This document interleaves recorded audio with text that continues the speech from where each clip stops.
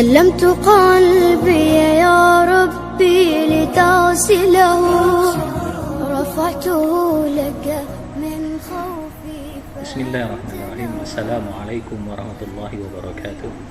الحمد لله رب العالمين وكفى والصلاة والسلام على عباد الله المصطفى محمد بن عبد الله خير الورى والمجتبى وعلى آله وصحبه ومن اهتدى بهديه إلى يوم القيامة وبأثره اقتفى.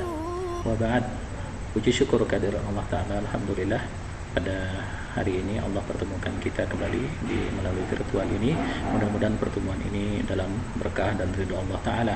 Kemudian salat bering salam semoga selalu terlimpahkan kepada Rasulullah junjungan kita Nabi Muhammad SAW. Dengan perjuangan beliau, alhamdulillah kita mencapai keimanan dan keislaman. Mudah-mudahan kita akhirnya husnul khotimah dalam keislaman kita. Amin ya rabbal alamin. Ikhwati fiddin, azani Allah wa iyyakum. Di pertemuan yang dahulu kita sudah membahas tentang permasalahan wasilah dan tawassul, mengambil perantara dan perantara yang disyariatkan dan yang tidak disyariatkan. Ada kita kasihkan contoh. Yang pertama kemarin adalah contoh wasilah dan tawassul yang disyariatkan, yaitu dengan bertawassul dengan iman dan amal soleh, sebagaimana kisah 3 orang yang terkurung di dalam gua. Kemudian pada hari ini insyaallah kita akan membahas tentang tawassul yang kedua, yaitu mengambil wasilah yang disepakati oleh para ulama tentang kebolehannya dan itu disyariatkan sesuai dengan dalil yang sahih dari Nabi SAW. Umar bin Khattab meriwayatkan sebagaimana yang disebutkan oleh Imam Bukhari dalam riwayatnya, bahwasanya dahulu para sahabat, di antaranya Umar bin Khattab, berdoa kepada Allah Ta'ala dengan bertawassul dan minta doa kepada paman Nabi SAW yang masih hidup ketika Nabi SAW telah meninggal, dengan menyebutkan Allahumma inna kunna natawassalu binabiyina fataskina, Allahumma inna kunna natawassalu bi ammi nabiyina faskina. Ya Allah, dahulu kami bertawassul dan minta doa kepada Nabi kita, Nabi Muhammad SAW, Nabi kami, Nabi Muhammad SAW, lalu Engkau turunkan hujan kepada kami, ya Allah.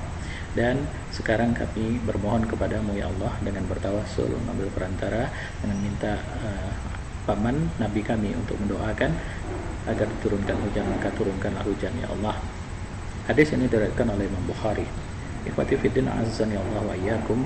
Dari hadis ini para ulama menyimpulkan bahwasanya seorang muslim boleh bermohon dan meminta kepada orang soleh yang masih hidup untuk mendoakannya tentang hajat yang dia perlukan. Mungkin dia akan berangkat thalabul ilmi, lalu dia minta doakan kepada orang soleh yang masih hidup agar thalabul ilminya diridhoi oleh Allah dan ilmunya berhasil. Kemudian begitu juga dengan hajat-hajatnya yang lain, minta rezeki dan lain-lainnya, dibolehkan bagi seorang muslim untuk minta kepada orang soleh yang masih hidup untuk mendoakannya. Selain daripada tawassul, mengambil wasilah, tidaklah layak seorang muslim untuk meninggalkan berdoa langsung kepada Allah Ta'ala, karena orang yang bertawassul kepada Allah itu adalah diantaranya para sahabat Nabi SAW. Sahabat adalah orang yang berdoa langsung kepada Allah dan yakin dan tawakal kepada Allah Ta'ala, hanya bersandar kepada Allah Ta'ala, dan mereka juga beribadah dengan sungguh-sungguh kepada Allah Ta'ala. Lalu mereka juga melaksanakan bentuk tawassul yang dibolehkan. Maka sahabat tidaklah orang yang meninggalkan doa kepada Allah Ta'ala secara langsung meminta, tapi mereka adalah orang yang meminta kepada Allah secara langsung. Lalu mereka juga bertawassul kepada Rasulullah SAW ketika Rasulullah masih hidup, dan bertawassul kepada pamannya Nabi SAW, Abbas bin Abdul Muttalib radhiyallahu anhum ajma'in, ketika Rasulullah SAW telah wafat.